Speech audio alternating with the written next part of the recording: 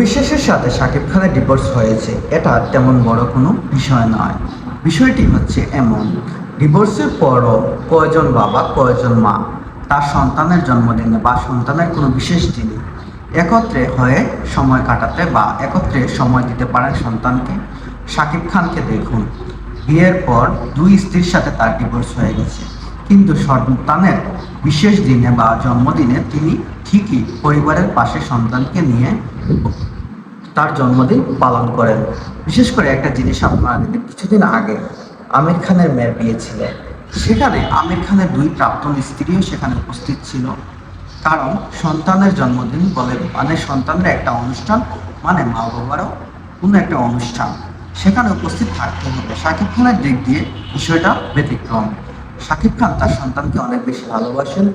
সে তার দুই সন্তানকে খুব বেশি যত্ন করে রাখেন সব সময়ই। আমরা দেখেছি শাকিব খান সন্তানের বিশেষ কোনো অনুষ্ঠানে তার সব কিছু ত্যাগ করে তিনি সন্তানের পাশে এসে দাঁড়ান।